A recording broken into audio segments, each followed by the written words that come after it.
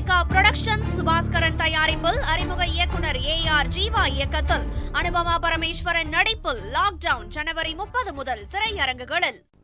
சென்னை எழும்பூரில் ஓய்வு பெற்ற BSNL நலசங்கம் சார்பில் தமிழ்நாடு தொலைத்தொடர்பு ஊழியர்களின் கூட்டுறவு சொசைட்டி நிலுவைத் தொகையை வழங்க வலியுறுத்தி ஆர்ப்பாட்டம் நடைபெற்றது. இதுகுறித்து ஓய்வூதியதாரர்களுடன் நமது செய்தியாளர் அன்பழகன் நடத்திய கலந்துரையாடலை பார்க்கலாம். BSNL ஓய்வூதியர்கள் போராட்டத்தில் ஈடுபட்டு வருகிறார்கள். குறிப்பாக ராஜரத்னம் செட்டியாருக்கு அவன் இந்த கூட்டுறவு சங்கத்தில் ஏற்படக்கூடிய பல்வேறு பிரச்சனைகள் அது குறித்து தான் இங்கே போராட்டத்தில் ஈடுபட்டு வராங்க. என்னென்ன பிரச்சனைங்கிற அவங்ககிட்டே கேட்போம். சொல்லுங்கம்மா, இப்போ இந்த போராட்டம் எதுக்காக இத்தனை பேர் கூடியிருக்கீங்களே, என்ன பிரச்சனைக்காகமா நீங்கள் போராட்டம் பண்ணிட்டு இருக்கீங்க? 7 ஆண்டுகள் எங்கள் BSNL ஓய்வூதியர்களுக்கு நிலுவைத் தொகை கொடுக்கவில்லை. ஒரு ரெஜிஸ்ட்ராரையும் அவங்க யாரையுமே எங்களை சந்திக்க விடலை. யாரையும் ஸ்பெஷல் ஆஃபீஸரையும் அவங்க அமைக்க மாட்டேங்கிறாங்க. அந்த கோரிக்கைகளுக்காக 7 ஆண்டுகளாக நாங்கள் பொறுத்து பார்த்தோம். எல்லா விதத்திலையும் நாங்கள் போராடினோம். ஆனால் எந்த விதத்திலையும் எங்களுடைய நியாயமான கோரிக்கையை இந்த அரசாங்கமோ இந்த சொசைட்டி நிர்வாகமோ காதலே போட்டுக்கல. அதனால இன்னைக்கு தெருவில் நிற்கிற அளவுக்கு நாங்கள் போராடுறதுக்கு தள்ளப்பட்டிருக்கோம். லட்சக்கணக்கில் பல லட்சங்கள் 7 லட்சம் 6 லட்சம் 4 லட்சம் ஒவ்வொரு உறுப்பினருக்கு அந்த மாதிரி 4000 பேருக்கும் மேலே வாங்க கொடுக்காம இருக்காங்க.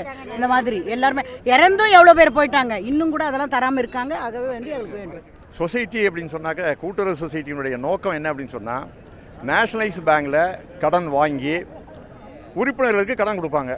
நேஷனலைஸ்டு பேங்கில் சொசைட்டி மூலமாக கடன் வாங்கும்போது ரேட் ஆஃப் இன்ட்ரெஸ்ட் கம்மியாக இருக்கும். அதை வாங்கும்போது கொஞ்சம் கூட வச்சு சொசைட்டி உறுப்பினர்களுக்கு கடன் கொடுப்பாங்க. இது சொசைட்டியினுடைய உறுப்பினர்களுக்கு நலன் தரக்கூடிய ஒரு சொசைட்டி. அந்த கடனை வாங்கி அவங்க டெவலப் பண்ணுவாங்க, பல காரியங்களுக்கு பயன்படுத்துவாங்க. இதுதான் சொசைட்டியினுடைய அடிப்படை. ஆனால் இங்கே என்ன நடந்ததுன்னு சொன்னால், நிர்வாகத்தில் புதுசாக போர்ட் ஆஃப் டைரக்டர்ஸ் வந்த போர்ட் ஆஃப் டைரக்டர்ஸில் 2-3 பேர் சீனியர். ஒரு குறிப்பிட்ட கட்டத்தில் 2வது டேர்ம் 3வது டேர்மில் அவங்க தொடர்ந்து இருக்க ஆரம்பிச்சதுக்கப்புறம் என்ன வந்ததுன்னா, இந்த கடனை வாங்கி கடனை கொடுக்கறதுக்கு பதிலாக ஒரு 100 பேர் அப்ளிகேஷன் போடுறாங்க அப்படின்னு சொன்னால் 20 பேருக்கு கடன் கொடுத்தாங்கிற மாதிரி பேர் வச்சுட்டு மீதி 80 பேர் பணத்தை கடன் கொடுக்கறதுக்கு பதிலாக சென்னையில் முக்கியமான இடங்களில், திருமுல்லை வாயில் போன்ற இடங்களில், பெத்திக்குப்பம் போன்ற இடங்களில், மதுரமங்கலம் போன்ற இடங்களில் 5 இடங்களில் யாருடைய அனுமதியும் இல்லாமல் நிலம் வாங்கப்பட்டு இருக்கிறது. இந்த நிலம் வாங்கப்பட்டது என்பது சொசைட்டியினுடைய விதிகளுக்கு முற்றிலும் புறம்பானது. இந்த கோஆபரேட்டிவ் சொசைட்டி தமிழ்நாடு அரசின் கட்டுப்பாட்டில் வரவில்லை. அவங்க ஏதாவது இந்த வேலையை செய்யுங்கன்னு சொன்னால் அதை செஞ்சு கொடுப்பாங்க. ஒரு ஆடிட்டுக்கு ஒரு ஆடிட் பாடி மத்திய பதிவாளர் central register of cooperative society CRCS என்று சொல்லக்கூடிய கூட்டுறவுத்துறை விவசாயத்துறையின் கீழ் வரக்கூடிய அந்த மத்திய பதிவாளர் தான் இதற்கான நடவடிக்கை எடுக்க வேண்டும். இதனுடைய பொறுப்பாளர் யாருன்னா மத்திய அரசினுடைய கூட்டுறவுத்துறை அமைச்சர் அமித்ஷா அவர்கள் தான் இது பொறுப்பு. மத்திய அரசாங்கம் தனி அதிகாரியை போட்டால்தான் இங்கே மக்களுக்கு மோசடி. யாரும் பொறுப்புள்ள அதிகாரிகள் யாருமே இங்கே இல்லை. அதிகார சிந்தித்து கிட்டத்தட்ட 1.5 வருட காலமாக எங்கள் ABSNL PW சங்கம் முறையிட்டு கொண்டிருக்கின்றது. கிட்டத்தட்ட நாங்கள் இது செக்ரட்டரி, கோஆபரேட்டிவ் செக்ரட்டரி டெல்லியில் கொடுத்துருக்கோம். மத்திய பதிவாளர் தான் இதுக்கு சிறப்பு அதிகாரி நியமிக்க வேண்டும். இதற்கான முயற்சிக்காக 2 ஆடிட்டை கொடுத்துருக்காங்க. IPA ஆடிட்னு கொடுத்துருக்காங்க. அது MS ஆக்ட், சொசைட்டி ஆக்ட் படி 78(1)B படி கொடுத்துருக்காங்க. அந்த அடிப்படையில் சிறப்பு அதிகாரியை உடனடியாக போட்டால் தான் இந்த பிரச்சனையை தீர்க்க முடியும். கிட்டத்தட்ட 1000 கோடி சொத்து இருக்கின்றது. நம்மளுக்கு கொடுக்க வேண்டிய பணம் 110 கோடி தான். இதில் நிலத்தில் மிகப்பெரிய ஊழல் நடைபெற்று இருக்கின்றது. ஆகவே இதில் இதை சம்பந்தப்பட்ட வீரராகவன் மீது போலீஸ் நடவடிக்கையும் CBI விசாரணையும் நடத்தப்பட வேண்டும். இந்த சொசைட்டி விவகாரத்தில் சென்னை சொசைட்டியினுடைய தலைவராக இருந்த வீரராகவனுடைய ஊழல் அதிகம் என்பதை இந்த கூட்டத்தின் வாயிலாக நாங்கள் தெரிவித்துக் கொள்கிறோம். ஏனென்று சொன்னால் பல்லாயிரக்கணக்கான கோடி ரூபாயை சுரண்டப்பட்டிருக்கிறது, இல்லங்கள் வாங்கப்பட்டிருக்கின்றன.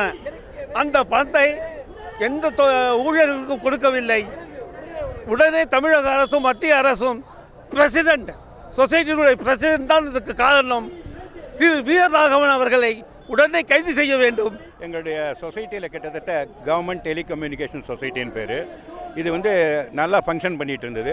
கிட்டத்தட்ட இப்போது 2018 சொசைட்டியிலேருந்து வர வேண்டிய டியூ, எங்களுக்கு ஒரு மெம்பருக்கு வர வேண்டிய டியூ 50,000 8 லட்சம் வரைக்கும் இருக்குது. இதை கொடுக்கல. கிட்டத்தட்ட 110 கோடி மொத்தம் 4000 பேருக்கு 110 கோடி வரணும். இது வரலை. நாங்களும் நிறைய லெட்டர் எழுதி சிஎஸ்ஆர்னு பேர் சென்ட்ரல் ரிஜிஸ்ட்ரார்னு அவருக்கெல்லாம் மனு கொடுத்து எல்லாம் பண்ணுறோம். இது வரைக்கும் உள்ள 8 வருஷம் இது பண்ணிட்டு இன்றைக்கி ரோட்டுக்கு வந்திருக்கோம். இதுக்கு மேலே மாவட்டங்கள்லேயும் இந்த மாதிரி பிரச்சாரங்கள் நடக்குது, போராட்டங்கள் நடக்குது. இன்னும் போராட்டங்கள் மேலே வெடிக்கும் என்று சொல்லிக்கொண்டு அதற்குள்ளே மத்திய அரசு இதுக்குள் தலையிட்டு அந்த கோஆப்ரேட்டிவ் டிபார்ட்மெண்ட் அமித்ஷாவை நாங்கள் கேட்டுக்கொள்கிறோம். சென்னையிலே செம்புதாஸ் தெருவிலே government telecom employees cooperative society என்று தொலைத்தொடர்பு ஊழியர்களுக்காக ஒரு கூட்டு சொசைட்டி இயங்கி வந்தது. இந்த கூட்டுறவு சொசைட்டி பிஎஸ்என்எல் ஊழியர் நலனுக்காக ஏற்படுத்தப்பட்டது. அவர்களுக்கு கடன் கொடுக்க வேண்டும். இவருடைய ஒரே ஒரு கோரிக்கை, மத்திய அரசாங்கம் நேரடியாக தலையிட்டு இதற்கு தீர்வு தனி அதிகாரிகள் மீது நடவடிக்கை எடுக்கணும் தான் அவர் ஒட்டுமொத்தமாக ஒரு கோரிக்கை வைத்திருக்காங்க. ஒளிப்பதிவாளர் சுந்தரனுடன் நண்பழகன்.